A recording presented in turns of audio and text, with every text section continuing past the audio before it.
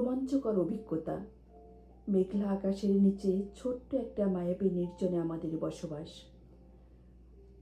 পাশের ঘন সবুজ পর্বতমালাগুলো রাত দিন পাহারাদার হয়ে ঠাঁই দাঁড়িয়ে আছে।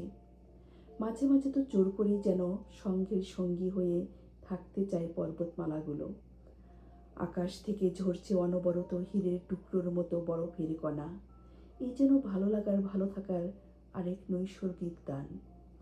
সন্ধ্যা ঘনিয়ে আসতে এখনো অনেক সময় বাকি, কিন্তু মেঘলা আকাশখানি চাপিয়ে এনেছে সন্ধ্যার আলো আধারের আবছানের মতো।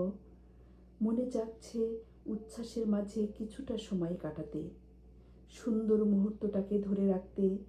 ভালোবাসার হাতটি ধরে বেরিয়ে পড়লাম রোমাঞ্চকর সময় সংগ্রহ করতে।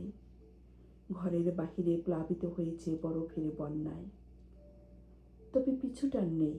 তাই বরফের রাজ্যে হিমেল অনুভূতির প্রকাশ পাচ্ছে কত সহজেই।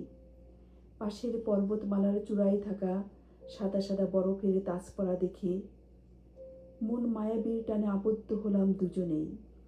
ভালোবাসার প্রদীপ জ্বালিয়ে সন্ধ্যাকে বরণ করার জন্য তৈরি হলাম। সত্যি এক অসাধারণ রূপকথার গল্পের জগৎ, আর সেই জগতের মাঝে শুধুই আমরা দুটি প্রাণী। এই বরফের রাজ্যে পাখিরাও যেন ভালোবাসার আবদ্ধ হয়ে চুপটি করে বসবাস করছে নিজেদের ঘরের কোণে। ভালো লাগার প্রকাশ থেকেই যেন জন্ম নিচ্ছে ভালোবাসার সুরভি। এই ভালোবাসার সুরভি ছড়িয়ে দিয়ে রোমান্টিকতার সাথে রোমাঞ্চকর অভিজ্ঞতার ঝুলি ভরে নিলাম দুজনে মিলে।